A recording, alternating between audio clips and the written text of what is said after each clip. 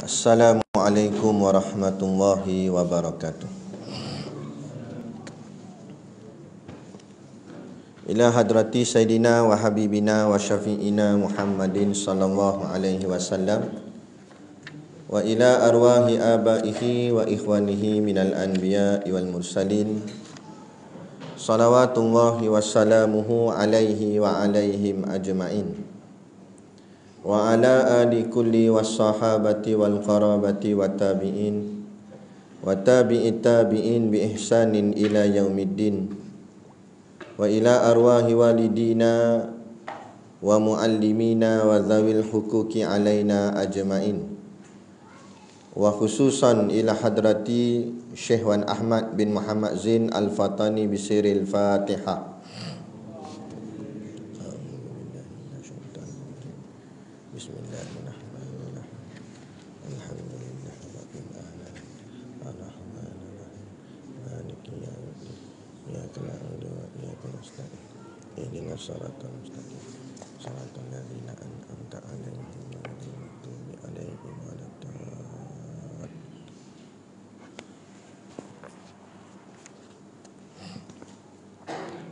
Bismillahirrahmanirrahim. Alhamdulillahi rabbil alamin. Wassalatu wassalamu ala asyrafil anbiya'i wal mursalin Sayyidina Muhammad wa ala alihi wa sahbihi ajma'in. Subhanaka la ilma lana illa ma 'allamtana innaka antal alimul hakim. Rabbi shrah li sadri wa yassir li amri wahlul 'uqdatam min lisani yafqahu qawli. Wala haula wala quwwata illa billahil aliyyil azim. Amma ba'. Alhamdulillah, kita sama-sama panjatkan syukur kehadirat Subhanahu wa ta'ala yang dengan limpah dan kurnianya diizin oleh Allah Subhanahu wa ta'ala kepada kita pada malam ini untuk sama-sama kita mempelajari ilmu agama Allah.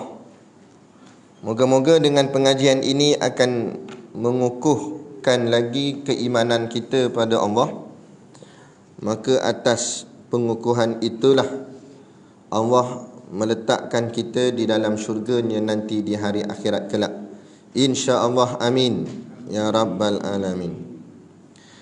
Yang saya hormati pengerusi surau dan seluruh saf kepimpinannya, para imam, para bilal, tok-tok siap yang tak dapat kita nak sebutkan namanya satu persatu, yang amat-amat disanjungi para asatizah, alim-alim ulama, tuan-tuan guru, ustaz ataupun ustazah yang mungkin hadir pada malam ini, mohonlah ditegur kepada hamba yang fakir dalam bidang ilmu ini. Sekiranya apa yang disampaikan dan dikongsikan ada salah dan silapnya. Yang kita kasihi ayah-ayah, ibu-ibu, pemuda-pemudi muslimin dan muslimat yang dirahmati Allah sekalian. Berhenti kat mana?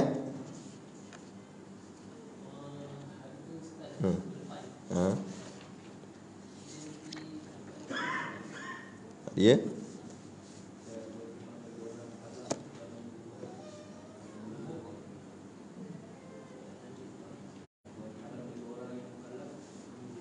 Nombor 2.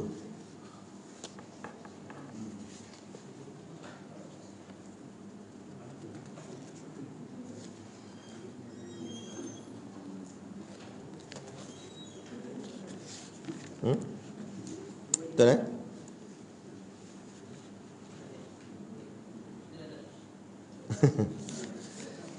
Kewajipan bagi orang yang mukallaf yang kedua.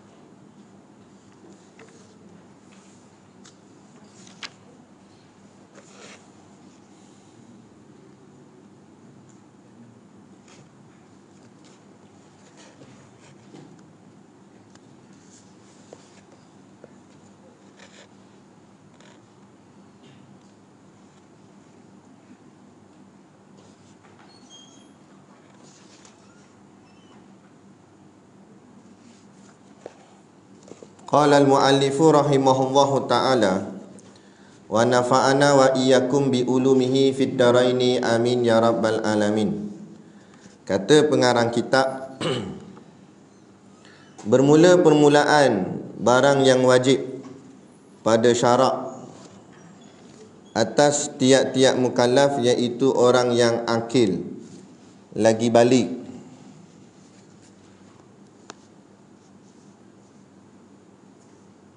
sama ada laki-laki atau perempuan, itu bahawa mengenal ia akan Allah Ta'ala, artinya mengetahuikan segala hukum sifatnya dan segala hukum ketuhanannya, dan mengetahuikan segala yang membawa kepada mengetahuikan demikian itu daripada segala barang yang bergantung dengan rusul. Maka tiada dikehendakikan dengan mengenal Allah Ta'ala itu mengetahuikan hakikat zatnya subhanahu wa ta'ala, kerana tiada dapat mengetahui oleh yang baharu akan hakikat yang qadim. Situ kan? Betul. Baik.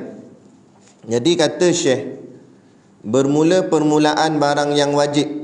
Wajib sini maknanya wajib pada syarak. Wajib pada syarak ni maknanya ma yusabu ala fa'iluhu wa yu'aqabu ala tarikuhu. Maknanya buat dapat pahala, tak buat dapat dosa. Jadi maknanya kena buat. Siapa buat ni boleh pahala, siapa tak buat ni boleh dosa dia. Kemudian pula dia kata permulaan. Permulaan ni maksudnya yang mula-mula. Yang kita biasa dengar awaluddin ma'rifatullah. Awal-awal agama ialah mengenal Allah. Ayat ni yang dimaksudkan sebagai permulaan. Jadi mula-mula hidup, benda apa nak kena buat dulu? Tu cerita dia. Mula-mula hidup nak buat dulu iaitu ilmu. Sebab tu biasa orang buat sekolah mula daripada kecil. Tak ada orang buat sekolah mula umur 70 tahun, tak ada. Orang buat sekolah umur 7 tahun. Mula dari kecil. Sebab nak suruh masuk pertama dulu ilmu. Sebab nak suruh buat kerja kena dengan ilmu. Tak ada orang suruh kerja dulu, lepas tu baru cari ilmu, tak ada. Jadi habislah kerja tu. Sebab buat kerja dengan dalam keadaan tak ada ilmu, hancur kan? Tak payah kata cerita bab akhirat, bab dunia macam tu lah. Mana ada orang iktiraf untuk dilantik menjadi manager kilang ke, jadi engineer ke, jadi doktor ke, tapi tak pergi ambil SPM, tak pergi masuk sekolah, tak masuk EU, terus kerja dulu. Bos kata tak apa, kerja dulu, sambil kerja, lepas kerja 4 tahun ni baru pergi sekolah belajar ABC. Anda nak jadi macam mana? Kalau dia jadi doktor dulu, lepas tu baru dia pergi belajar bidang medik. Lepas tu doktor, kerja doktor dulu 10 tahun, lepas 10 tahun baru pergi masuk universiti belajar bahagian ubat. Masa 10 tahun tu baru banyak mati kat tangan dia. Dia main bubuh je ubat, sebab dia tak belajar lagi. Jadi sebab tu yang paling asas ialah ilmu. Saya kata ni tak cerita akhirat lagi ni, baru cerita dunia dulu. Bab dunia pun ilmu nombor 1. Lepas tu dalam hadis Nabi kata al-ilmu imamul amal wal amalu tabi'uhu. Ilmu itu imam kepada amal, dan amal itu makmum dia atau yang mengikut akan ilmu tu. Bab dunia kita faham dah. Tadi saya buat contoh kenapa saya kaitkan dengan dunia. Sebab dunia semua orang boleh terima. Semua orang kata takkan lah ustaz, nak kena kerja dulu 10 tahun jadi doktor, baru nak ambil bidang medik. Tak logik, akal tak boleh terima. Maknanya dia kena mengaji dulu bidang medik tu, baru layak dipanggil doktor. Kan? Tiba-tiba bab dunia kita faham, main ke bab akhirat kita beramal dulu tapi tak berilmu. Dah macam mana? Semayang tapi tak belajar rukun semayang. Jadi macam doktor gila tadi tu lah. Nampak? Dia main buat je lah sebab dia tak ada ilmu. Akhirnya tu yang jadi semayang macam-macam hal. Dia semayang je lah, ilmu tak ada. Tu yang habis 4 rakaat angkat tangan. Mana boleh angkat tangan semua? Tempat angkat tangan ni ada 4 tempatnya. angkat tangan ni, angkat tangan takbir ni. Ada 4 tempat je. Yang pertama takbiratul ihram. Takbiratul ihram tu yang mula-mula sekali. Allahu Akbar tu. Kan? Tu yang pertama, sunat. Yang kedua, tempat sunat angkat tangan daripada berdiri nak turun rukuk. Kan? Kita berdiri Allahu Akbar. Dipanggil takbir intiqalat. Intiqalat ni maknanya penghubung. Takbir yang menghubungkan satu rukun kepada satu rukun. Rukun berdiri dia hubungkan dengan rukun rukuk. Jadi selang tu ada namanya takbir intiqalat. Tu sunat angkat tangan. Yang tempat ketiga sunat angkat tangan iktidal. Daripada rukuk naik diri balik. Sami'allahu liman hamidah. Iktidal angkat tangan. 3 ni biasanya orang tak ada masalah. Betul belakalah kebanyakan tempat. Tapi main tempat yang keempat ni banyak yang salah. Nak? Mana? Daripada sujud nak bangun berdiri. 4 rakaat semua dia angkat tangan. Habis rosak. Kan?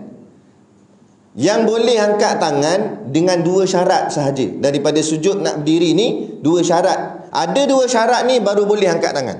Mana 2 syarat ni? Syarat yang pertama, mestilah rakaat yang kedua nak pergi ketiga. Mana masa sujud tu rakaat kedua lagi. Bila dia berdiri tu masuk rakaat ketiga. Kan? Itu syarat pertama. Syarat yang kedua, mesti ada tahiyat awal. Ada tahiyat awal, ada rakaat dalam keadaan rakaat kedua nak ketiga, baru sunat mengangkat tangan masa bangun daripada tahiyat awal tu. Allahu Akbar. Baru sunat. Situ je tempat dia. Lain tak ada. Ini rakaat pertama nak pergi rakaat kedua, angkat juga. Rakaat kedua nak pergi ketiga, tak apa dah, betul. Rakaat ketiga nak pergi keempat, angkat tangan juga. Rakaat keempat, tak ada dah lah. Kalau angkat juga bengong. Nak pergi ke mana, mana ada rakaat kelima. Kan? Nak ceritanya, tu. Sebab bila tak mengaji, dia pakai ikut. Dia kata, ada angkat tangan, siap debat dengan kawan dia, sembang kedai kopi. Kawan kata tak ada. Ada. Hang tak belajar habis ni, kata. Padahal dia yang tak habis. Ni sebab apa? Bila duduk dalam jahil, macam tadilah saya sebut tadi, nak 10 tahun kerja doktor, lepas tu baru pergi ambil bidang medik. Dan selama 10 tahun tu dia buat macam mana dalam bidang doktor dia?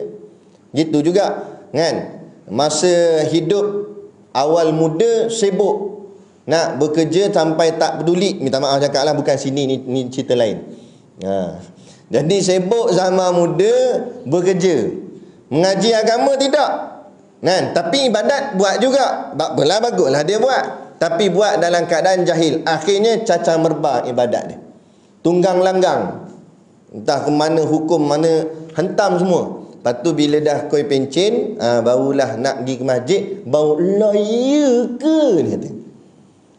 Tak tahu situ salah Ustaz. Dah tu. Macam tadi doktor tadi. 10 tahun kerja dulu, lepas tu baru belajar. Lepas tu masa belajar baru tahu lah. Kan?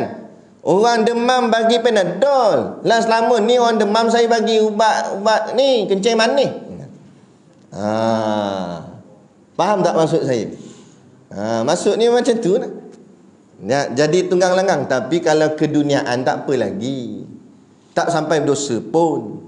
Tapi kalau bab akhirat, nak jadi tunggang langgang, jadi rosak ibadat dan berdosa. Sebab tu dalam kitab ni Syekh kata, pertama-tama sekali benda yang kita nak kena buat, menuntut ilmu. Pertama sekali belajar. Sebab tu tadi saya buat contoh, dalam dunia pun pertama sekali belajar. Lepas tu asas orang buat sekolah start daripada pra tadika ni. Daripada tadika umur 5 tahun, 6 tahun start mula dah belajar. Masuk ke umur 7 tahun sekolah rendah, sampailah darjah 6. Lepas tu tak habis lagi. Ingatkan lepas darjah 6 boleh kerja dah? Tak boleh lagi. Sebab dia baru lepas basic saja, tapi dia belum faham lain-lain lagi. Kena sambung lagi belajar. Daripada tingkatan 1 sampai tingkatan 5 umur 17 tahun. Lepas 17 tahun tu bolehlah kalau nak kerja, tapi peringkat bawah dia tak boleh pegang jawatan tinggi sebab pemikiran dia tak sampai ke tahap tinggi. Sebab dia level 17, level SPM saja. Bukan menunjukkan dia bodoh, tapi pemikiran dia tak boleh pergi tempat yang tinggi. Sebab dia tak belajar tempat tinggi, kena masuk pula universiti, diploma. Lepas tu ambil degree pula, sampai master, sampai PhD. Barulah layak nak pegang general manager ke apa. Sebab kerja tu memerlukan pemikiran yang tinggi. Itu nak ceritanya bab dunia. Bab dunia pun berpuluhan tahun untuk belajar. Nak boleh apa belajar lama-lama tu? Bayangkan. Nak sekolah rendah saja 6 tahun. Sekolah menengah 5 tahun. Kalau ambil STPM tambah lagi setahun, 6 tahun. Ambil diploma 3 tahun. Ambil degree 3 ke 4 tahun. Kan? Ambil master pula 2 tahun.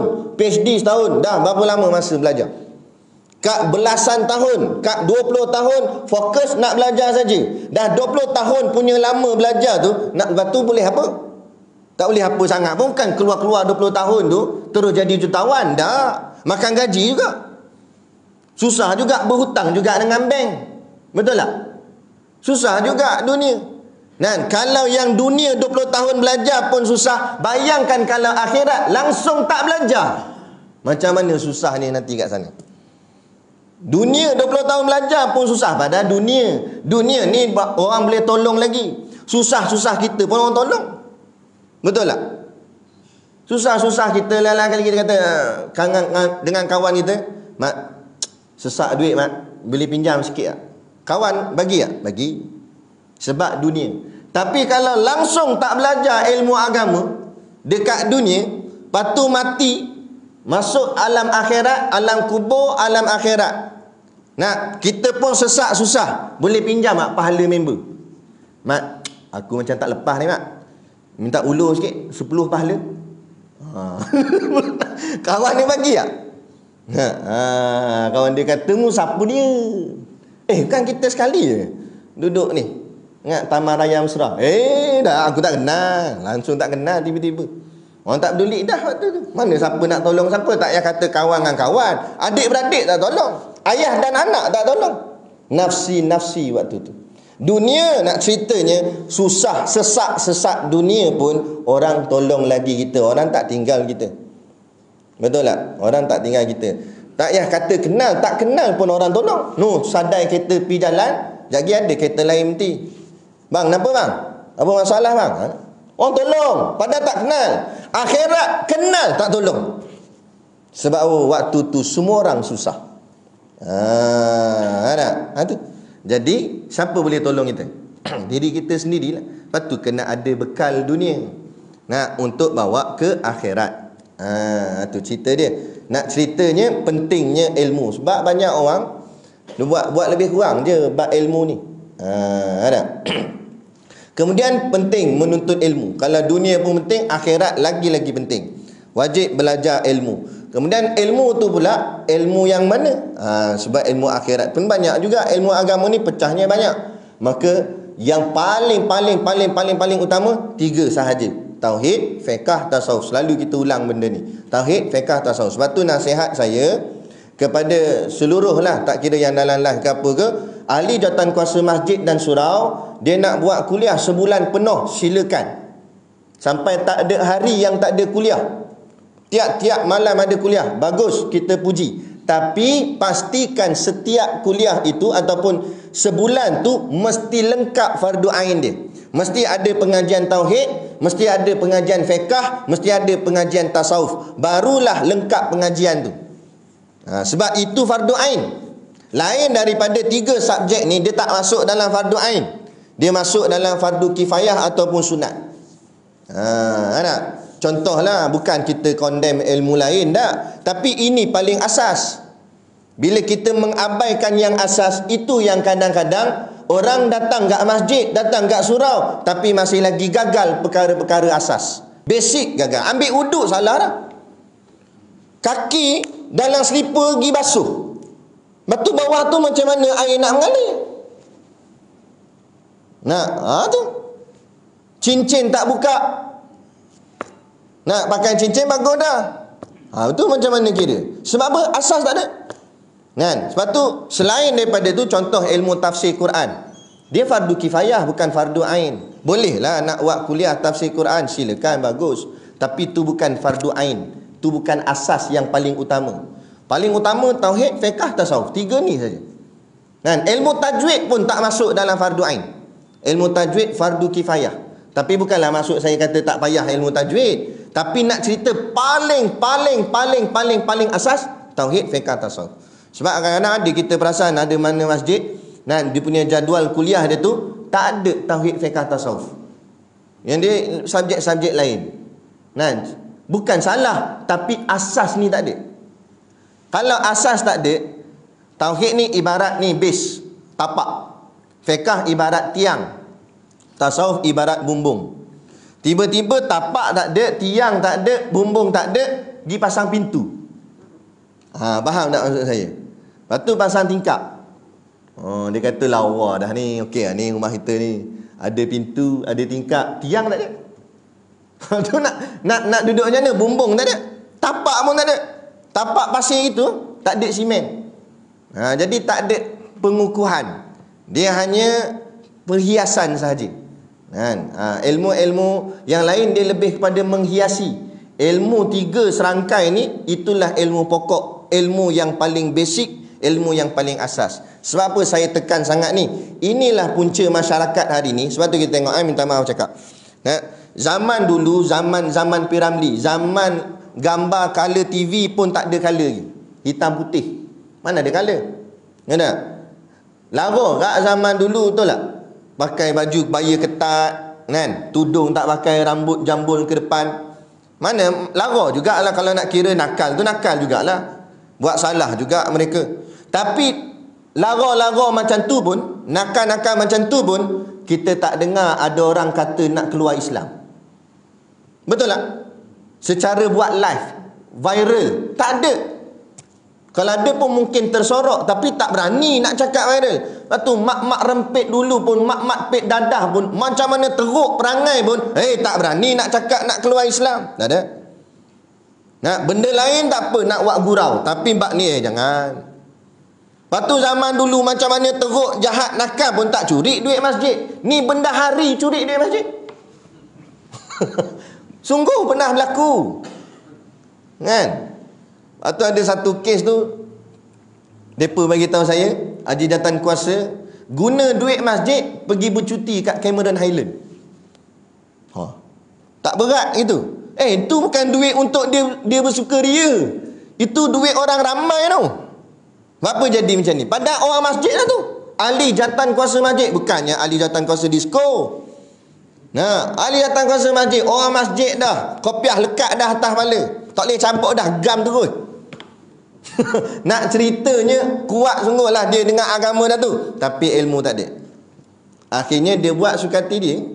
Dia buat pakai akal dia. Dia rasa boleh ni kan? Sebab ilmu asas tak ada. Tauhid, fiqh, tasawuf. Ni paling mustahak, ni paling utama. Lepas tu zaman dulu-dulu lara pun orang tak berani nak kata nak keluar Islam. Sebab itulah pegangan dulu-dulu. Ulama'-ulama' dulu mengajar mana-mana surah masjid pakai kitab lama, kitab turas, kitab pondok, kitab kuning.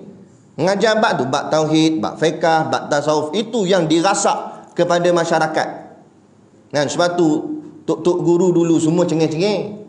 Tengok Ustaz Ghazali Hasbullah. Macam mana mengajar, bawa batu. Satu hari orang tanya dia, Ustaz, batu untuk apa?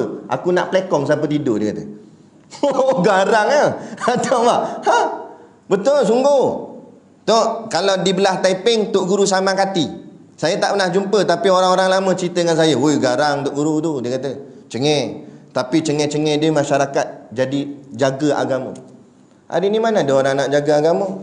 Tengok Nabi kena hina. Semua buat bodoh, pergi balik kerja, macam tak ada sebab apa. Tak ada sebab apa. Tak jadi apa-apa dah.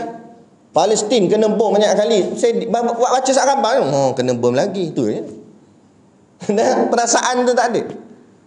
Sebab apa? Sebab Islam tinggal jasadnya saja, rohnya sudah melayang. Hati dalam tak ada terkesan dah. Terhadap agama ni kurang terkesan. Yang lebih dia kesan duit ringgit dia. Duit tak ada, baru dia pening kepala. Tapi kecintaan pada Allah dan Rasul tak ada dalam hati, dia tak pening. Dia tak kisah. Yang dia pentingkan ni duit poket dia dan sebagainya. Sebab dunia yang lebih dia makrifah daripada akhiratnya. Sebab puncanya ilmu lah. Hari ni Sekolah agama banyak dah, masjid pun banyak dah, nak banding cerita dulu. Kan? Zaman lah masjid dah banyak. Ustaz mengajar banyak. Dulu ustaz dalam TV sikit, sekarang banyak dah boleh masuk TV. Tapi macam mana Sajjad boleh kata nak keluar Islam? Apa punca dia? Ni sebab tak diterapkan sifat 20. Ni kita mengaji ni, ilmu akidah ni, kitab Faridatul Faraid. Ada kat TV baca kitab Faridatul Faraid. Nah, silat-silat tanya pun tak tahu kitab apa? 88 apa 8 ni kata. Ni kitab lama ni, pancur dah ni. Kan? Ini Syekh Wan Ahmad bin Muhammad Zain Al-Fatani, satu ulama tersohor. Zaman tu kan ada WhatsApp, bukan ada internet, tak ada Google, Facebook lagi tak ada. Kan? Tapi namanya tersohor di seluruh dunia. Sampaikan ulama-ulama di Mesir tertanya-tanya siapa dia Syekh Wan Ahmad daripada tanah Melayu. Kan? Sebab orang kata dia alim sangat. Akhirnya diutus surat kepada Syekh Wan Ahmad ni, pengarang kitab yang kita baca ni. Utus surat jemput dia ke Mesir nak test ilmu dia. Syekh Wan Ahmad ni guru pada Tok Kenali. Tok Kenali pun kita dengar hebat dah. Dan kalau guru tu. Akhirnya Syekh Wan Ahmad dia ajak Tok Kenali teman dia. Ya, jom kamu, anak murid kesayangan lah, anak murid kanan. Kata teman anak lah. Nak ke Mesir ni, mereka jemput ni. Dia kata, tak apalah. Tok Kenali ikut Syekh Wan Ahmad pergi ke Mesir. Kata yang cerita ni Tok Kenali, turun sampailah ke kami ni. Nah, Tok Kenali cerita, dia kata berlangsungnya soal jawab ilmu antara syekh-syekh Mesir dengan guruku Syekh Wan Ahmad selama 3 hari 3 malam berturut-turut. Tanya jawab sebab nak test ilmu dia. Syekh Mesir tanya dia, Syekh Mesir tanya Syekh Wan Ahmad, Syekh Wan Ahmad jawab. Dia kata hari pertama aku faham apa yang ditanya dan apa yang dijawab oleh guruku, aku faham. Dia kata. Tapi masuk hari kedua dan hari ketiga, aku tak faham apa soalan yang ditanya dan apa jawapan yang guruku jawab, lagi aku tak faham. Dia kata. Maknanya tahap tu, perbincangan kedua dan ketiga tu perbincangan ilmu yang tinggi dah. Sampai Tok Kenali pun tak faham. Tu Tok Kenali. Kalau kita Tok tak kenali ni hari pertama tak faham dah. Kalau kita lah, bukan tuan-tuan saya lah kan? Nak ceritanya tingginya ilmu dia ni Syekh Wan Ahmad. Tapi kenapa negara tak meletakkan suatu nilai yang tinggi seorang tokoh ulama yang hebat? Dulu ulama-ulama kita, ulama alam Melayu ni mengajar di Masjidil Haram Mekah tu. Tiang-tiang masjid dia duduk situ, orang kumpul mengaji. Yang mengaji dengan dia bukan anak Melayu je, anak Arab pun mengaji dengan ulama-ulama Melayu dulu. Nak ceritanya hebatnya alam Melayu suatu ketika dulu dengan agamanya. Sebab tu 446 tahun nak tentera kafir nak cuba jajah tanah Melayu, tak lepas-lepas. 446 tahun, bukan sikit-sikit punya masa. Kita baru 63 tahun sudah berapa ramai nak mengaku nak keluar Islam, pergi ikut gaya barat, macam-macam hal. Padahal tak ada tentera seekor pun datang serang kita sekarang ni, tapi dia hantar secara halus nak melalui mentaliti, nak macam-macam mereka buat. Yang ni Ghazwatul Fikri nama dia. Nak peperangan pemikiran. Dia kacau kita dalam bentuk pemikiran. Dia ubah daripada dalam. Sebab kafir tahu dah, dia nak lawan kita dengan jasad, dengan perang, dengan cara pedang atau angkat senjata. Walaupun mungkin teknologi perang mereka lebih canggih, tapi semangat juang orang Islam tinggi. Lagi-lagi anak Melayu. Orang Melayu ni pantang kalah. Dia memang pantang, dia kuat. Sebab tu dia berani. Kan? Darah kepahlawanan ada. Dia tak takut sikit siapa. Dia kalau dia bertarung, tak hang mati aku mati. Dia tetap takkan patah balik. Mengaku kalah takkan sama sekali. Nah, itu kuat. Jadi dia kata tak boleh. Depa ni bukan kita tak takut mati, depa takut mati. Jadi bila lawan orang takut mati dengan tak takut mati, siapa menang? Yang takut mati ke belakang sebab dia takut mati. Kita lagi nak mati. Cepat. Kan? Akhirnya depa tak boleh lawan cara jasad. Dia kata tak boleh menang. Sebab tu tengok tentera Amerika hantar Afghanistan tak boleh jadi. Hantar di Iraq tak boleh jadi. Kekuatan umat Islam yang ditarbiah oleh Rasulullah kan, dalam agama kita ni.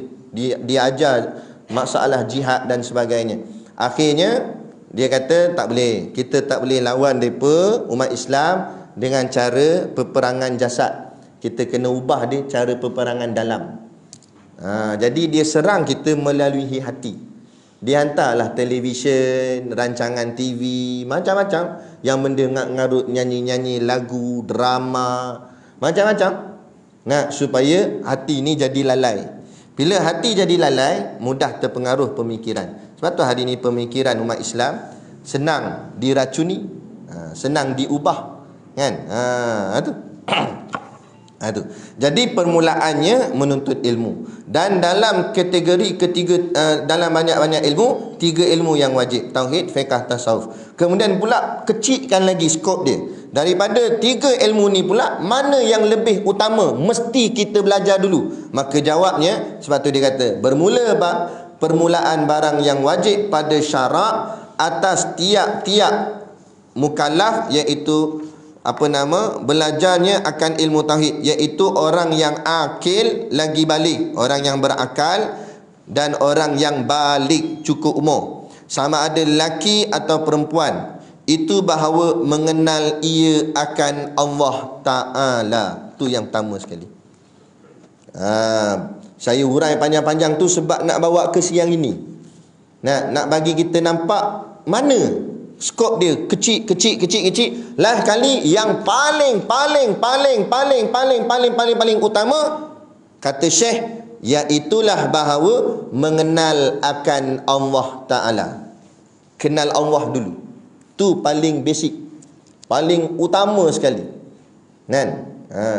Sampai ke tahap kalau nak belajar ABC pun kenal Allah dulu. Sampai, sebab tu tengok Nabi kita, Nabi Muhammad SAW, Nabi ummi, tak boleh membaca dan tak boleh menulis. Tapi Nabi lah orang yang paling makrifah, paling kenal Allah. Jadi persoalannya bukan membaca atau menulis, tapi mengenal Tuhan. Itu yang paling mustahak. Ni berapa ramai hari ni orang yang boleh membaca dan boleh menulis, tapi tak mengenal akan Tuhannya. Jadi apa faedah membaca dan menulis kalau begitu? Sebab tu yang paling utama, kenal Allah. Yang jadi rosak atas muka bumi ni, macam-macam perangai tak elok, maksiat dan sebagainya, puncanya sebab tak kenal Allah. Tu saja, sajak tu. Kenapa dia berani cakap nak keluar Islam? Sebab tak kenal Allah. Kalau kenal Allah, tak berani nak cakap gitu. Hakim, kenapa bagi lulus kalimah Allah kepada Kristian? Sebab tak kenal Allah. Kalau kenal Allah, tak bagi. Tu punca dia. Kerajaan, kenapa tak laksanakan hukum Allah? Sebab tak kenal Allah. Kalau kenal Allah, laju dah buat. Aduh. Macam sekarang ni lah, kan? Undang-undang akta, tak pakai pelitup muka, paling minimum 1,500. Tapi maksimum boleh pergi sampai 10,000. Begitu juga kalau tak tulis nama, My Sejahtera. Tadi tengok sikit je yang tulis. Nak bayar. Kan? 1,500 paling minimum, dia kata. Paling maksimum 10K. Okey lah, kita tanya kenapa buat begini? Okey, sebabnya nak mendisiplinkan masyarakat supaya dapat kita kurangkan wabak ni daripada terus merebak. Memang nak bagi zero susahlah, tapi paling tidak terkawal. Jadi itu sebab kita naikkan angkanya yang tinggi supaya masyarakat jadi takut untuk melanggar undang-undang. Okey, jelas, tak apa, tak ada masalah. Kita pun setuju, okey, tak apa. Sebab dia memberi satu kebaikan kepada masyarakat. Sebab dalam Islam pun suruh kita buat kebaikan. Tapi timbul persoalan. Kan? Saya timbul persoalan. Itu untuk mendisiplinkan masyarakat supaya taat kepada undang-undang kerajaan ataupun undang-undang yang dicipta manusia dunia ni lah. Untuk maslahah ummah, untuk kehidupan kita supaya senang, wabak ni supaya tak merebak. Okey, selesai. Tapi bagaimana pula kerja kita ataupun satu usaha kita untuk mendisiplinkan masyarakat Islam khususnya untuk mentaati perintah Allah, undang-undang Allah. Apa kita buat? Sebab tu saya, why not? Kenapa tidak dikeluarkan satu undang-undang yang macam tu juga, dikenakan paling minimum 1,500 dan boleh mencecah maksimum 10,000 bagi siapa yang tak mengerjakan solat Jumaat. Berani buat?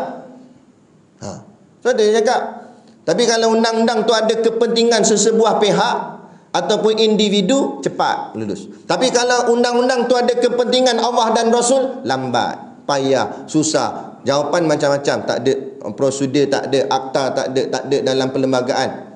Saya nak tanya, perlembagaan tu siapa buat? Jin Ifrit buat? Manusia gak buat? Dah kita pun manusia. Dah kita di tangan kita. Persoalannya nak buat atau tak nak buat, itu saja.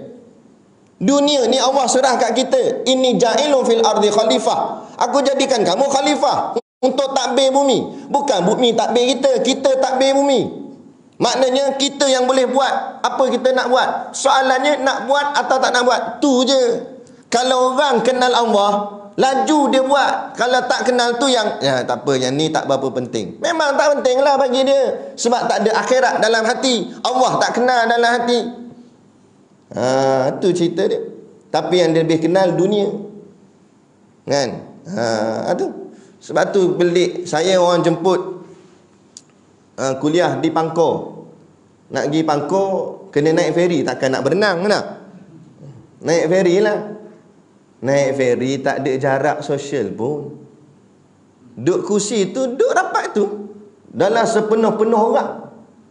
Dia buat jadual pula. Kalau dulu ada gak sejam sekali feri lalu. Ni sebab nak jimatkan kos, dia buat 3 kali je. Pagi sekali, tengah hari sekali, petang sekali. Bayangkan bila 3 kali, orang yang nak pergi tu ramai ni macam biasa juga. Jadi penuh tak penuh feri? Penuh. Dapat macam biasa. Tapi kenapa surau kita jarak? Bukan saya petikai SOP tak, tapi timbul satu persoalan. Kenapa Tuan-tuan tak timbul soalan? Saya timbul sebab saya pandang benda ni. Kenapa sana boleh? Oh yang ni tak boleh. Oh sana ada untung ni, yang ni ada tak jawab? Jabatan lain-lain. Betul jabatan lain-lain, tapi atas ketua tak sama.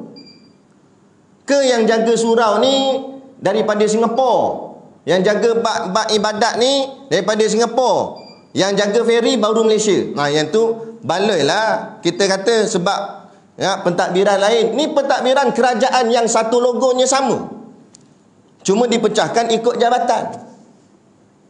Tu je cerita dia.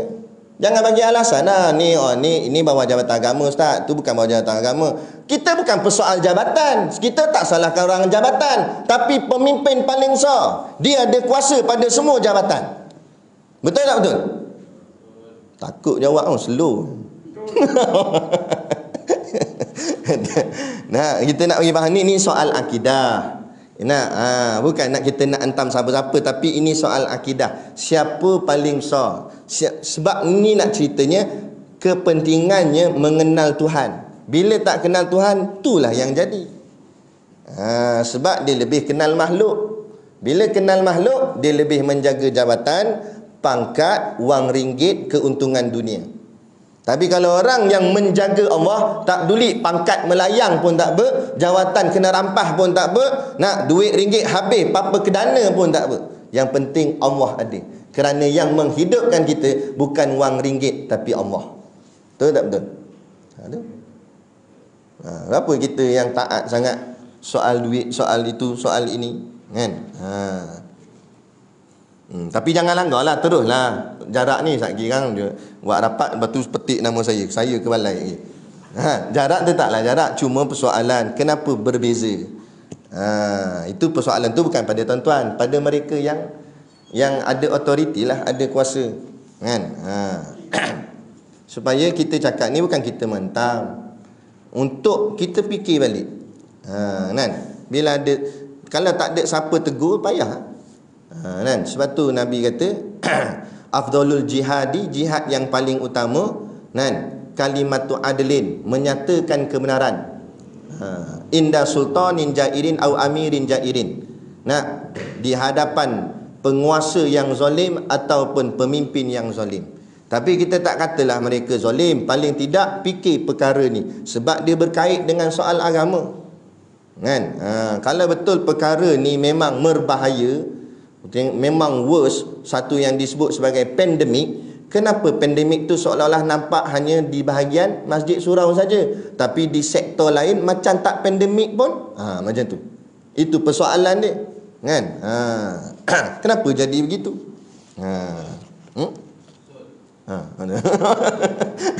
Ingat apa dia? Kan? Jadi gitu. Mukallaf iaitu orang yang akil, yang berakal, lagi balik. Balik maknanya cukup umur. Paling minimum 9 tahun, paling maksimum 15 tahun ikut kalender Hijriah. Kalender ni. Jangan ikut kalender Donald Trump, ikut kalender Islam. Ikut kalender Islam 15 tahun. Kita ni kalau cek balik ikut kalender Islam, mungkin berubah umur kita. Selalunya lebih tua. Selalunya. Saya pernah cek hari tu. Cek tengok 30 berapa, 35 ke apa. Tapi kalau ikut kalender barat ni baru 33. Tu yang rasa nak ikut kalender barat je sebab nampak muda. Tapi kalender tak ada masalah, bukan soal akidah tu. Itu tak ada masalah tu. Tu cuma bahagian kalender saja. Dia tak ada kait dengan soal akidah. Baik. Bahawa mengenal ia akan Allah Ta'ala. Kenal Allah, itu perkara yang paling utama, paling pertama mesti kita kena buat. Tak apalah kita ni dah nak kata terlambat, taklah terlambat sangat, tapi kita betulkan yang belum betul, kan? Anak kita ke cucu kita ke tekan yang ni. Paling utama kenal Allah dulu. Kita anak mungkin dah besar lah, cucu lah, anak kita menikah, dapat baby, pesan ke anak kita, didik anak kamu nanti ni kenal Allah dulu. Tak apa, silakan nak masuk tadika ke mana, masuk sekolah, masuklah, tapi kenal Allah. Ajar dia. Jangan kita ni sebagai seorang ayah atau ibu serah pada sekolah bulat-bulat. Ikutlah budak tu nak belajar apa kat sekolah. Dah sekolah salah satu usaha dan ikhtiar kita. Tapi bila balik tu kita ambil masa sikit. Sebab itu sebenarnya tanggungjawab kita, bukan tanggungjawab sekolah. Sebab tu Allah lahirkan anak tu daripada kita, bukan daripada cikgu sekolah. Bukan guru besar lahir anak kita. Betul tak? Kita yang lahir, maknanya kita lah yang bertanggungjawab.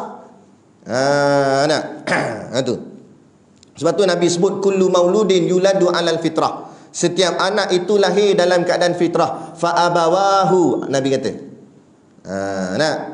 Nabi kata maka kedua ibu bapanya lah. Maka maknanya tanggungjawab amanah tu duduk pada ayah dan ibu. Yuhawwidanih au yunasiranih au yumajjisanih. Sama ada mak bapak dia mencorakkan anaknya jadi Yahudi atau jadi Nasrani atau jadi Majusi. Nabi nak kata.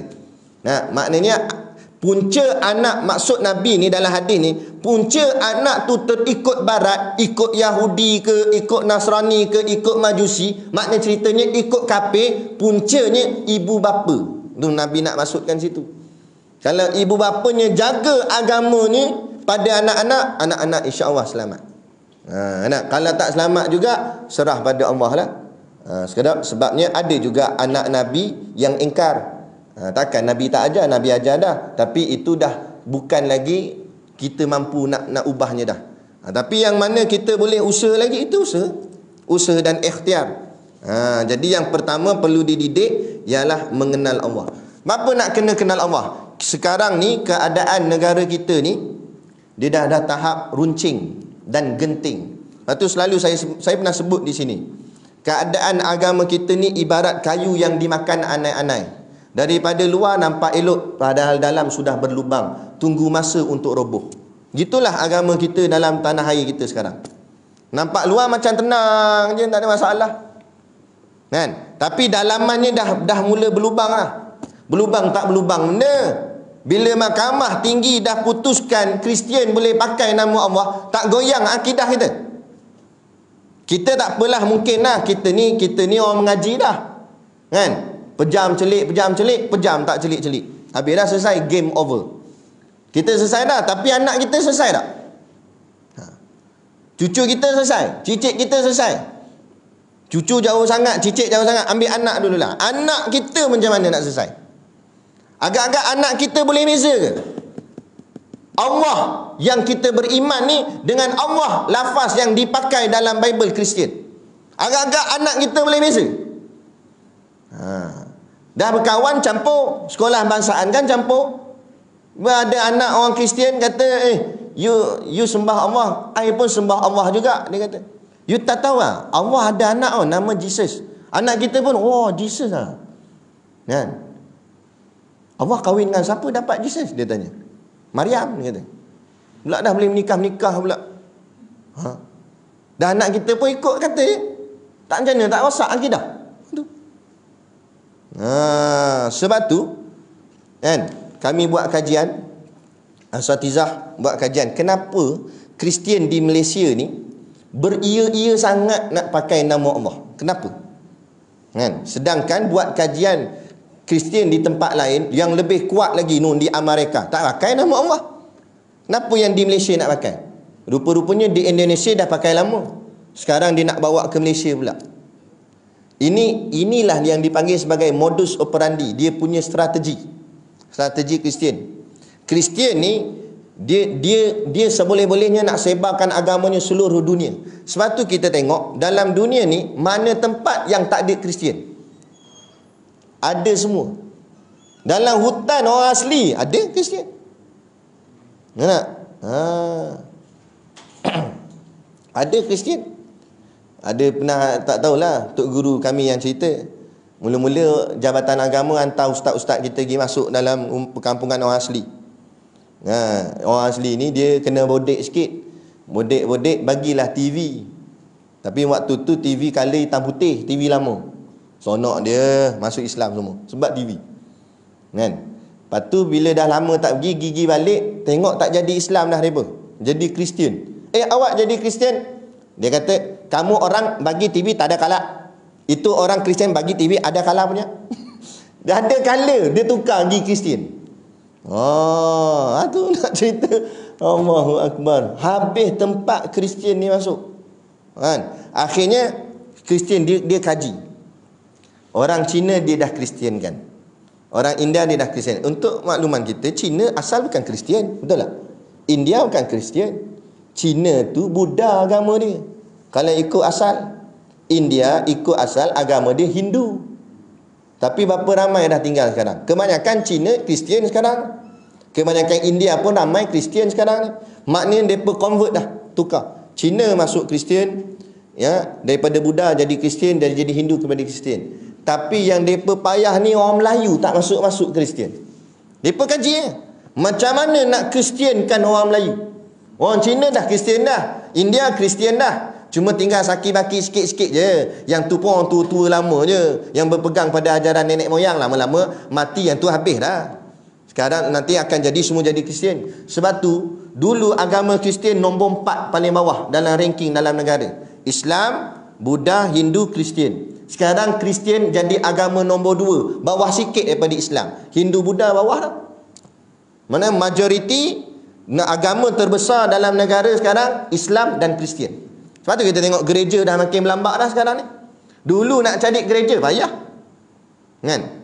Sekarang lambat-lambat dah gereja. Tengok ada Cina repair aircon rumah kita, tengok rantai salib. Kan? Habis dah banyak dah jadi Kristian. Jadi dia fikir macam mana nak mengkristiankan orang Melayu. Melayu ni payah sikit. Satu lagi kita nak tunjuk hebatnya orang Melayu. Cuba cari dalam dunia ni satu bangsa, dan bangsa itulah satu agama. Selain daripada Israel lah. Kan? Israel bangsa agamanya Yahudi. Bila sebut Yahudi, orang mesti ingat Israel. Sebut Israel, mesti orang ingat Yahudi. Israel tu Yahudi, Yahudi tu Israel. Okey, selesai yang tu. Tapi satu lagi bangsa dalam dunia ni, bangsa itulah sinonim dengan agama tu, iaitu Melayu. Bila sebut Melayu, mesti orang faham Islam. Bila sebut Islam, orang faham Melayu. Biasanya itu. Arab pun tak. Arab walaupun dia Islam sampai kat dia, tapi tak semua Arab Islam. Ada Arab Kristian, ada. Lambat-lambat ada. Arab Yahudi pun ada. Tapi bila sebut Melayu, pernah dengar Melayu Yahudi? Tak ada. Melayu Kristian. Sekarang ni mulalah ada sikit. Dulu tak ada. Sebut je Melayu Islam. Kadang-kadang tak payah perkenalkan Islam, kita kenalkan saya orang Melayu, orang tak ada, mesti agama di Islam. Sebab lekat kuatnya Melayu dan Islam. Lepas tu kata Ustaz Muhaizat, saya tengok video dia. Dia kata hang tuah ni ngaji pondok. Kan? Cuma benda ni tak sampai kat kita lah. Jadi hang tuah pernah kata takkan Melayu hilang di dunia. Betul tak? Maksud takkan Melayu tu maksudnya Islam yang dimaksudkan oleh hang tuah. Sebab apa? Sebab kuatnya Melayu dengan Islam. Sebab tu orang dulu-dulu, nah, bila orang masuk Islam, dia tak sebut masuk Islam, dia kata masuk Melayu. Nak kata kuatnya Melayu dan Islam. Jadi maksud hang tuah takkan Melayu hilang di dunia, artinya takkan Islam hilang di dunia. Itu maksud dia. Kuatnya. Kan? Sebab tu orang kaji. Selama ni kita didoktrin, dipupuk dalam kepala otak kita ni, Melayu ni lemah, Melayu ni lekeh, Melayu ni ketinggalan. Padahal Melayu satu bangsa yang hebat. Lepas tu saya cakap tadi, dalam dunia ni, cari satu bangsa yang dia berpegang pada agama tu keseluruhan. Sampai melekat nama agama tu dengan bangsa dia. Dua saja dalam dunia ni. Orang Israel dan orang Melayu. Orang Israel terkenal dengan keyahudiannya. Bila sebut Israel, mesti orang kata Yahudi. Kan? Orang Melayu pula kuat dengan keislamannya. Bila sebut je Melayu, mesti Islam. Dan moga-mogalah insya-Allah bangsa ni lah yang akan bertempur dengan bangsa yang satu lagi, iaitu Yahudi. Yang ni orang Israel. Sebab ni yang kuat sebenarnya atas dunia ni. Kan? Tapi kalau tak ngaji sifat 20 nak kuat tak mana? Itu penting. Yang ni kita nak bangkitkan balik untuk pupuk anak-anak muda kita, generasi muda kita ni kefahaman, mengenal Allah, letakkan Allah di dalam hati. Bila mengenal Allah, yang lain daripada ni kecil belaka. Sebab tu kita takbir dalam semayang, Allahu Akbar, Allah Maha Besar. Maksud Maha Besar, lain semua kecil. Sikit pun aku tak takut. Aku cuma takut dengan dia je, yakni Allah, sebab dia Maha Besar. Yang lain kecil belaka. Itu yang ditanam. Sebab tu orang Melayu dulu kuat, tak takut dengan penjajah. Tak takut dia penjajah. Penjajah datang berkapal-kapal, sikit tak takut. Ada orang kita lari, duduk ngadap lah, tarung habis-habisan, sikit tak takut. Sebab dia kenal Allah. Itu je kunci dia. Sebab itulah kalau kita perasan sejarah, kan, masa Melayu belum Islam, masa tu Melayu Hindu lagi, sebut kat saya mana satu negara barat yang jajah tanah Melayu waktu tu. Tak ada. Seekor pun tak ada jajah. Sebab apa? Dia tak peduli dah, sebab memang kafir waktu tu. Tapi bila Islam sampai di tanah Melayu, dan Portugis sampai nak serang. Kan? Bila sampai berita, dia datang. Asalnya dia tak hantar dengan tentera, dia nak masukkan Kristian. Dia hantar pendeta Kristian yang paling orang cakap kira pangkat tinggi lah di belah British, kan? Di Portugal, dia hantar situ. Dia hantar untuk nak mengkristiankan orang Melayu di tanah Melayu waktu tu. Tapi dengar-dengar orang Melayu lawan balik. Dia ingat orang Melayu ni lemah. Dia ingat sebab dia faham orang Melayu duduk dalam hutan, kan? Agaknya dia faham tu Melayu ni tak kerti apa. Tengok-tengok Melayu tu lawan, orang Melayu kita lawan, tangkap dia. Bila dengar kena tangkap, asalnya Alfonso de Albuquerque ni, dia bukan nak serang tanah Melayu. Asalnya dia nak serang Mekah. Asalnya dia nak serang Mekah. Kapal dia dah menuju ke arah Mekah waktu tu. Tapi bila dapat berita kata dia punya padri kena tangkap dengan nak Kesultanan Melayu, di tanah Melayu, dia kata, yang ni lagi bisa. Dia patah balik. Sebab tu disebut dulu tanah Melayu Serambi Mekah, kerana tanah Melayu menyelamatkan Mekah. Kan? Patah balik, akhirnya dia serang kita di tanah Melayu. Tu sejarah. Ini penting kita kena tahu sejarah. Anak-anak muda kita mana tahu. Bila tak tahu sejarah, itu yang kita tak ada rasa cinta. Tak ada. Sebab tu disebut hubul watan minal iman, mencintai tanah air sebahagian daripada iman. Kerana tanah air itulah tempat tegaknya agama kita. Kan? Tu. Jadi paling asas iaitu mengenal akan Allah Ta'ala. Nak kenal Allah macam mana? Dia kata, artinya mengetahuikan segala hukum sifatnya. Maksud kenal Allah tu bukan kenal Allah tu bentuk macam mana, tak. Tapi maksud kenal Allah, kenal akan sifatnya. Sifat-sifat Allah tu macam mana? Mana sifat-sifatnya? Ulama telah pun susun, bukan kita kena cari sendiri dalam Quran. Ulama dah tolong bawa keluar dah. Akhirnya disusun Imam Abu Hasan Al-Asy'ari 13 sifat, Imam Abu Mansur Al-Maturidi tambah lagi 7, maka lengkap 20 sifat. Itulah yang disebut Ishruna sifah, yakni sifat 20. Inilah yang dipegang nenek moyang kita dulu-dulu. Inilah mengajinya. Sifat 20, sifat 20, sifat 20. Barulah iman akidah kita kemas. Kan? Sifat-sifat 20 ni, sifat ni ulama kata dia seperti paku. Sebab tu dipanggil paku iman. Ada ulama karang kitab paku iman. Kenapa disebut paku? Bayangkan kalau kayu ni kita paku dia banyak 20 kali paku. Agak-agak boleh cabut tak? Payah dah lah. Sebab 20 kali paku. Tapi kalau sekali je paku, tak, satu paku boleh goyang lagi. Boh 2 pun boleh kepak lagi. Tapi kalau boh 20, insya-Allah kayu tu tak terbuka dah. Begitulah bila 20 disimpul ikatan iman dalam hati ni, yakin pada Allah, insya-Allah takkan terkoyak dah, takkan terkeluar dah, takkan pecah dah, insya-Allah. Itu pengangan orang dulu-dulu pegang ni. Kata orang dulu-dulu kata nakal macam mana, jahat macam mana pun iman jaga. Nak jaga iman macam mana? Ni, ikatkan dia dengan sifat 20. Sebab tu disebut simpulan iman, ikatan iman. Tu. Hari ni mana ada dah nak mengaji sifat 20 ni. Kalau mengaji pun di sekolah sekadar kenal nama je lah. Allah sifatnya wujud, qidam, baqa. Tapi huraian wujud macam mana? Ni kitab kita ni, sebiji kitab nak hurai sifat 20 tu saja. Wujud saja ulama hurai panjang lebar. Apa makna wujud gini. Qidam, apa makna qidam, satu-satu hurai. Buat contoh pula bagi orang mudah faham. Kalau setakat hafal wujud, qidam, baqa, kan, Dayak dalam hutan boleh hafal. Kata wujud, qidam, baqa ni kata. Dia boleh tak sebut, tapi nak faham. Faham apa tu makna wujud, apa tu makna qidam, apa tu makna baqa. Ni macam masalah kita Allah baru uji, Allah hantar ni Wahabi pada kita. Goyang dah akidah umat Islam hari ni. Masyarakat kita goyang dah. Berapa ramai yang terikut Wahabi. Dia tak jadi Wahabi, tapi terikut dengan pengaruh Wahabi. Akhirnya percaya Tuhan di langit. Habis nak bermana sifat mukhalafatuhu lil hawadis. Allah tak sama dengan makhluk. Tu kalau mengaji sifat ni 20 ni, dia tak akan terpedaya dengan ikut kata Wahabi.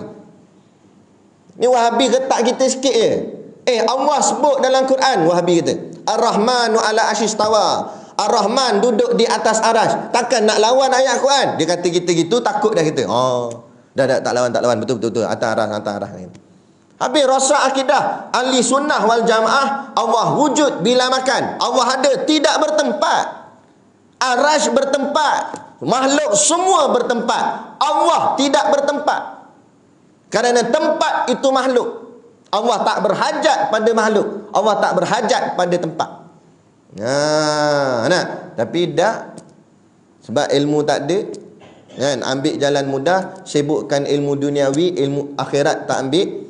Ini akhirnya kita nampak satu-satu. Sebab tu dulu orang malah tak ambil pot sangat ilmu tauhid ni. Orang lebih suka ilmu fiqh. Sebab bukan kita rendahkan ilmu fiqh, tak. Tapi orang nampak ilmu fiqh ni aplikasi dia terus nampak. Kenapa kita belajar tentang ambil uduk? Sebab kejap lagi kita boleh ambil uduk terus. Boleh amal terus nak ceritanya. Kita belajar bab semayang sebab sekejap lagi nak semayang. Selesailah masalah kita. Sebab tu bila buka soal jawab, kebanyakan orang bertanya soalan mesti dalam ruang lingkup bidang fiqh. Tengok macam soal jawab Ustaz Azaidul ke apa kan. Orang mesti tanya soal fiqh. Ustaz, apa hukum? Apa hukum? Itu hukum-hukum tu banyaknya fiqh. Macam ni kan, malam nisfu Syaban. Ustaz, apa hukum kena baca surah Yasin 3 kali? Itu semua soal ibadat, soal fiqh. Jarang orang nak tanya ilmu tauhid, apatah lagi ilmu tasawuf. Kan? Ilmu tauhid jarang. Sebab apa? Sebab tak nampak nak guna tang mana tauhid. Kita hafal, faham betul-betul Allah wujud, qidam, baqa. Lepas tu nak guna tang mana? Kalau fiqh kita faham boleh guna terus. Tapi tauhid nak guna tang mana? Sekarang Allah dah tunjuk nak guna tangan mana. Sekarang ni bila digoncang akidah kita hari ni, yakin pada Allah, sekaranglah nak guna ilmu tauhid ni. Sifat 20 ni pegang sungguh. Hari ni dah bergoyang dah akidah ni. Ibarat kan, nak kegoncangan akidah macam botol yang digoncang ni, mana yang tak kuat lekat dalam botol ni tak akan tercampak keluar air tu. Maka bila goncang, dia tinggal separuh. Goncang lagi kuat, tinggal suku sikit. Maka yang akan tinggal sikit saja daripada orang Islam ni akan terkeluar. Tanpa dia sedar, dia dah terkeluar daripada Islam. Berapa ramai menghina hukum Allah, terkeluar Islam dah, jadi kafir. Pergi haji lagi buat apa? Kan? Menghina hukum Allah, macam-macam. Kan? Habis rosak akidah. Kan? Menyangka agama lain juga baik. Ada yang cakap macam tu. Semua agama baik, dia kata. Kan? Kita tak boleh nak perendah-perendahkan agama. Ini bukan soal perendah, ini nak menegakkan yang hak dan menjatuhkan yang batil.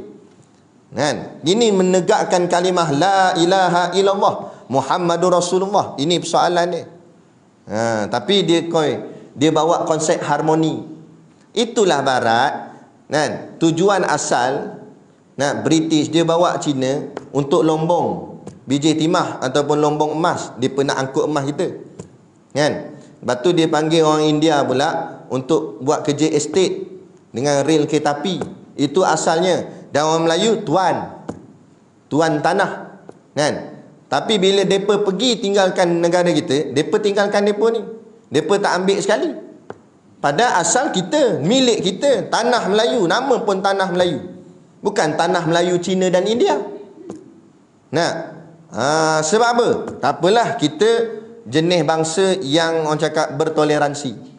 Kita tak apa, kita boleh duduk. Tapi mereka ada tipu muslihat. Bila hidup tu bercampur-campur, bukan soal bangsa sebenarnya, tapi soal agama. Bila bercampur soal agama, maka kita nak laksanakan Islam jadi payah. Diikat kita pula ni dengan parlimen perlembagaan.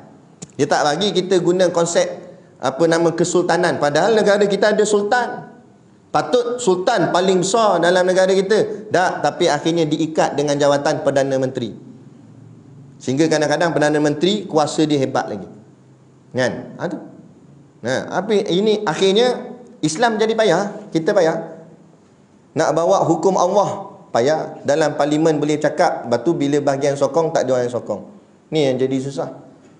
Padahal negara umat Islam dah, majoriti orang Islam. Kan, masyarakat ni Islam, rakyat ni Islam, pemimpin Islam, semua Islam kebanyakannya, majoriti dah, tapi payah. Tu.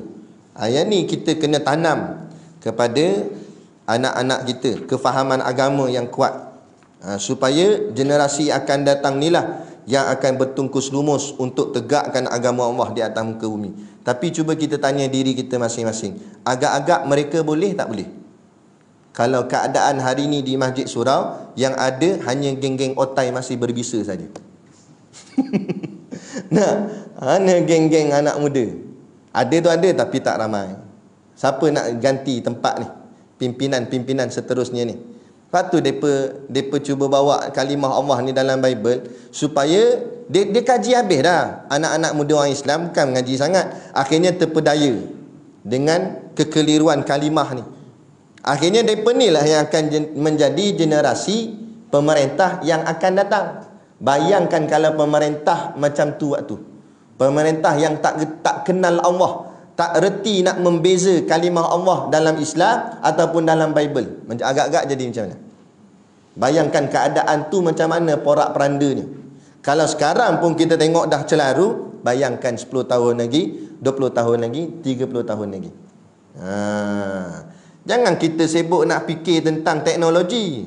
Tak lama lagi kereta terbang ni. Kata. Tak payah sibuk kereta terbang, takut-takut akidah kita terbang. Macam hari inilah, berlumba sibuk dengan nak buat bangunan tinggi, dalam masa yang sama maksiat setinggi bangunan juga. Tengok bila malam tahun baru, bangunan paling tinggi KLCC, kat bawah dia pun maksiat dia tinggi juga. Nak berpeleseran botol arak, nak berlambak-lambak kondom. Nak jadi macam mana? Kita nak sibuk bangunan tinggi, kan? Dia tak pernah datang KL, datang dongak kepala, tingginya, dia kata. Sampai balik Taman Raya Mesra tak boleh anggut balik kepala. Duk dongak gigi ni. Nampak sonoknya ke tengok bangunan tinggi. Tu. Baik. Dan mengetahui dan segala hukum ketuhanan, tahu hukum-hukum Tuhan, maknanya hak Tuhan, hak Allah siapa dia. Ini banyak komplain. Banyak komplain. Ada tanya kenapa Allah buat ada yang Islam, ada yang kafir, kenapa Allah tak buat semua Islam? Tu sebab tak mengaji dia tu. Kalau mengaji tak berani nak cakap begitu. Dan nama dia Tuhan, sukati dia lah. Dia Tuhan. Kita ni milik dia. Kul a'udzu bi rabbin nas. Yang pertama Rabbin nas, nama Allah. Malikin nas, Malik, Ilahin nas, ilah. 3 Allah guna. Kenapa? Kalau tak, kenapa Allah ulang pada ayat tu 3 kali? Padahal cakap sekali madaidah. Allah nak ajar kita, akulah Rabbi yang jaga kamu, makan minum kamu, rezeki kamu. Tu maksud Tuhan yang memelihara. Dan aku juga Malik. Malik artinya raja. Kamu semua milik aku. Aku Malik, kamu dimiliki aku. Bila milik, sukati aku. Nak buat apa pun. Aku nak bagi pecah kepala ke, aku nak buat macam mana ke, aku nak bagi dia ni mati kafir ke, mati Islam ke, itu hak aku. Sama tak? Kita lahir keluar pada perut mak ni, adakah pilihan kita nak jadi Melayu Islam? Ada dalam perut malaikat tanya, nak keluar lagi, nak keluar bagai apa? Islam ke, Hindu ke, benda? Tak, kalau boleh tanya, semua nak keluar Islam. Tapi berapa ramai yang Allah pilih keluar Islam?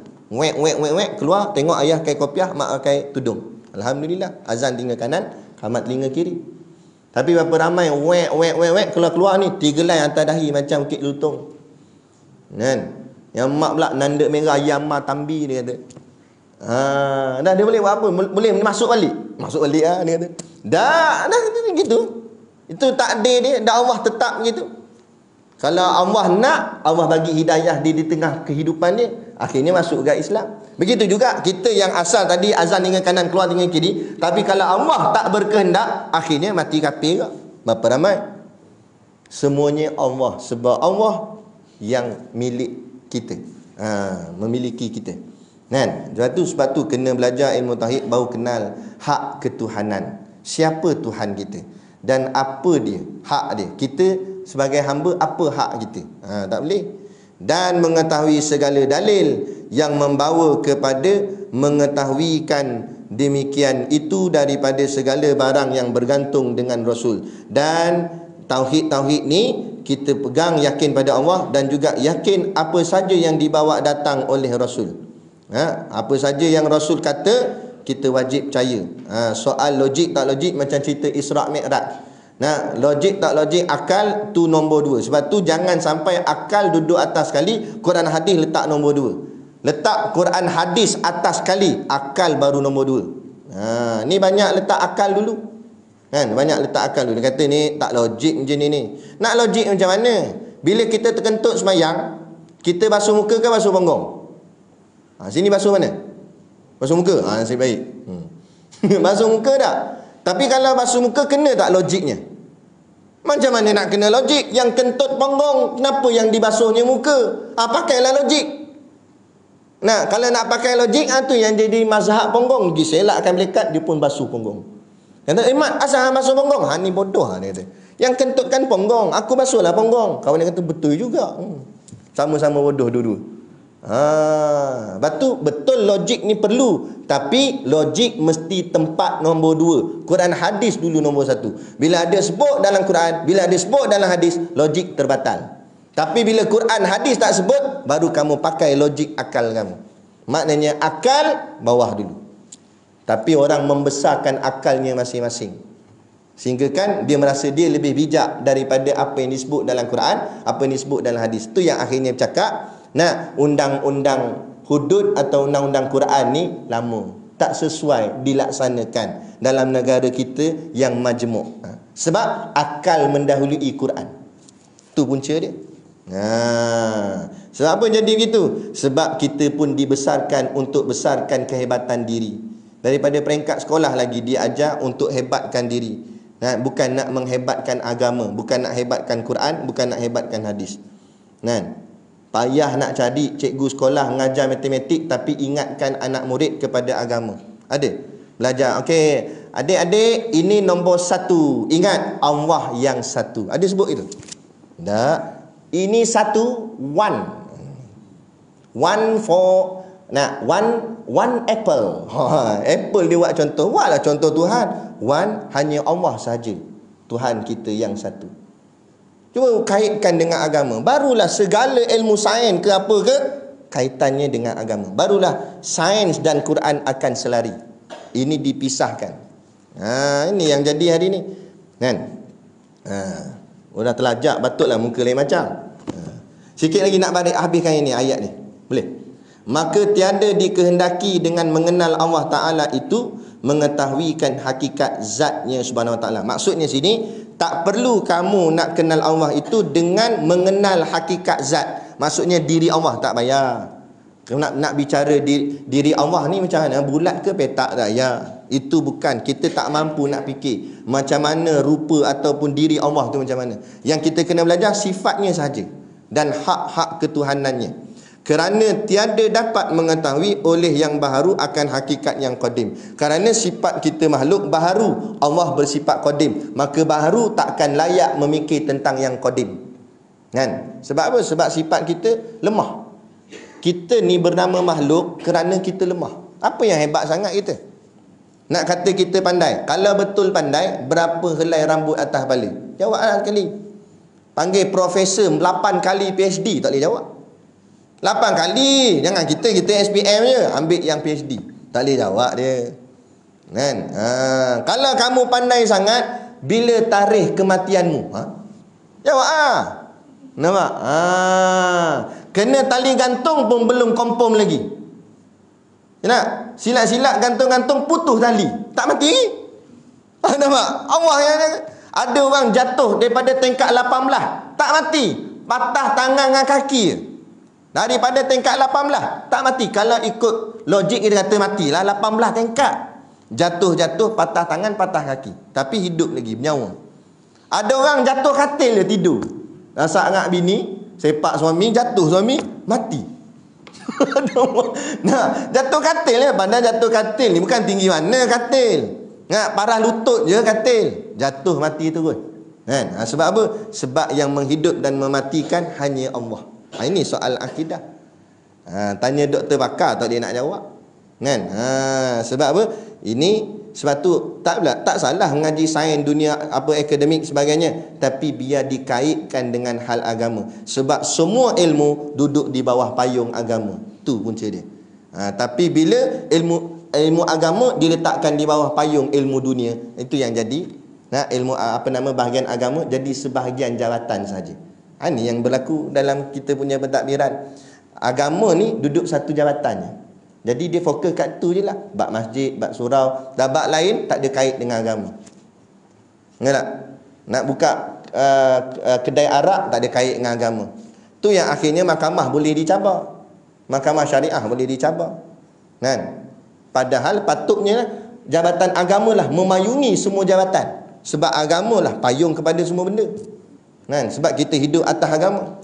Tapi agama jadi suku saja, jadi sebahagian dalam kehidupan. Bukan agama tu memayungi kehidupan.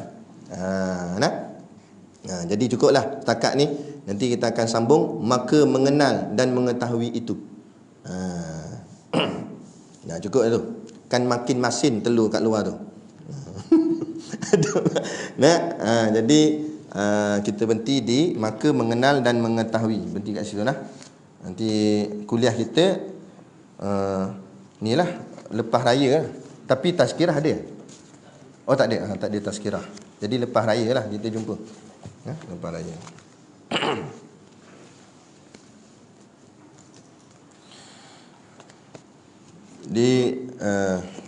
Macam biasalah di luar sana ada sedikit produk perniagaan untuk menampung sekolah pondok dan juga tahfiz kami di Batu Hampa Berwah tu. Jadi bolehlah tengok-tengok membeli sambil niat menderma untuk bantu perjuangan Tok Guru kita, Tuan Guru Siddiq Noor. Kita sekarang ni kita kena bersama-sama lah, bersatu dengan alim ulama'. Ini penting tuan-tuan, sebab ini soal agama kita. Sebab ini soal tempat akhir kita nak ke mana. Kan? Kita hidup bukan sekadar nak sampai esok je. Kalau sampai esok tak apa, tak ada masalah kita. Tapi hidup kita sampai kiamat. Jadi persoalan kita nanti di kiamat tu nanti, hari akhirat tu, ke mana kita? Tu masalahnya. Kalau semua confident ke syurga, tak apa, saya tak kisahlah. Tapi masalah saya sendiri pun tak confident. Nah, jadi macam mana? Jadi sebab tu perkara ni perkara yang berat. Kita sudah sampai di fasa fitnah akhir zaman yang betul-betul fitnahnya semakin besar, semakin besar, semakin besar. Makin hari naik, makin tahun bertambah. Ni 2021. Akan datang 2022. Fitnah ni makin dahsyat, makin dahsyat, makin dahsyat. Sebab apa? Sebab dunia sudah sampai ke penghujungnya. Dan untuk makluman kita bersama, 27 Rejab yang lalu itu sebagai satu tanda ukur ataupun aras di mana 100 tahun yang dulu telah habis. Sebab Nabi pernah janji dalam hadisnya, setiap 100 tahun akan lahir mujaddid. Mujaddid ni maknanya seorang pembela yang akan mempertahankan agama. Dia akan perjuangkan agama. Jadi 100 tahun yang dulu dah habis dah, 27 Rejab hari tu. Sekarang kita masuk angka 100 tahun baru yang baru. Jadi maknanya dalam tempoh 100 tahun start daripada hari ini ni, daripada sekarang ni, akan muncul seorang mujaddid. Siapa dia? Wallahu a'lam. Cumanya ada sebagian ulama mengatakan mungkin Imam Mahdi. Mungkin. Kan? Sebab tanda-tandanya semakin jelas, semakin banyak. Jadi persoalan kat kita, bagaimana kita nak pastikan kita berada di barisan dia kalau kita buat lebih kurang saja ilmu agama ni. Kan? Sebab pengikut Imam Mahdi bukan leke-leke dengan berilmu, beriman, bertakwa, ibadat malamnya sebagainya. Jadi kita renung, kalau diri kita buat lebih kurang dan masih lagi sibuk dengan duniawi, kan, ke manakah kedudukan kita? Kita kena risau perkara ni. Kan? Jadi zaman ni zaman kita kena jaga diri kita dan keluarga kita. Nak jaga ramai sangat susah dah. Kita paling tidak kita jaga kita dan keluarga kita. Tu. Nah. Jadi itulah. Jadi dan jaga sekolah agama, belum beli barang. Tu. Sekali lah tu. Nah, jadi itu niat membeli sambil menderma, insya-Allah. Jadi cukup sekadar tu. Wabillahi taufiq wal hidayah. Assalamualaikum warahmatullahi wabarakatuh. A'udzu billahi minasyaitonir rajim. Bismillahirrahmanirrahim. Alhamdulillahi rabbil alamin wassalatu wassalamu ala asyrafil anbiya'i wal mursalin sayyidina Muhammad wa ala alihi washabihi ajmain. Allahumma taqabbal minna salatana wa du'aana innaka antas samiul alim wa tub alaina innaka antat tawwabur rahim. Allahumma ja'al dinana dinan nabi Muhammadin sallallahu alaihi wasallam wa islamana islamal muslimin wa imanana imanal mu'minin wa salatana salatal khashiin wa a'malana a'mal salihin wa niyatana niyatal mukhlisin wa dhunubana ya Allah dhunubal mustaghfirin wa hayatana hayatal ulama wa mautana bi mauti syuhada wa dikhinal jannata ma'al anbiya'i alaihimus salatu wassalam. Rabbana atina fid dunya hasanah wa fil akhirati hasanah wa qina azaban nar wa qina azaban nar wa qina azaban nar. Sallallahu ala khairi khalqihi sayyidina Muhammad wa ala alihi wa sahbihi wasallam. Subhana rabbika rabbil izzati amma yasifun, salamun alal mursalin walhamdulillahi rabbil alamin. Amin ya rabbal alamin. Taqabbalallahu minna wa minkum. Takbir.